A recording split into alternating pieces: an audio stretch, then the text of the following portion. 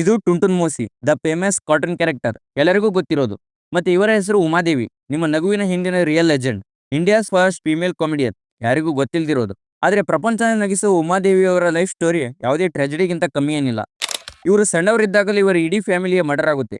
ಅವರನ್ನು ಸಾಕ್ಬೇಕಿದ್ದ ರಿಲೇಟಿವ್ಸ್ ಯಾವಾಗಲೂ ಇವರಿಗೆ ಟಾರ್ಚರೇ ಕೊಡ್ತಿದ್ರು. ಇವೆಲ್ಲರ ಮಧ್ಯದಲ್ಲಿ ಉಮಾದೇವಿಯವರು ಅವರ ಖುಷಿನ ರೇಡಿಯೋ ಹಾಡುಗಳಲ್ಲಿ ಕಂಡುಕೊಂಡ್ರು. ಏನಾದರೂ ಮಾಡಲೇಬೇಕು ಅಂತ ಕನಸುಗಳನ್ನು ಹೊತ್ತು ಮುಂಬೈಗೆ ಬಂದರು.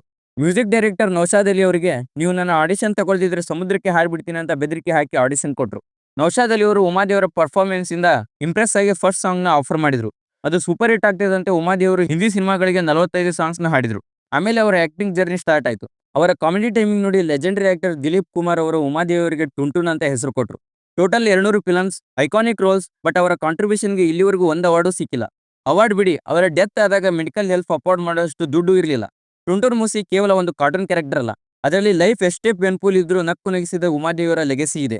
ಉಮಾದೇವಿಯವರ ಈ ಲೈಫ್ ಸ್ಟೋರಿ ಈ ವಿಡಿಯೋ ಮುಖಾಂತರ ಗೊತ್ತಾಗಿದ್ರೆ ಲೈಕ್ ಮಾಡಿ, ನಿಮ್ಮ ಫ್ರೆಂಡ್ಸ್ಗೂ ಶೇರ್ ಮಾಡಿ. ಜೈ ಹಿಂದ್, ಜೈ ಕರ್ನಾಟಕ.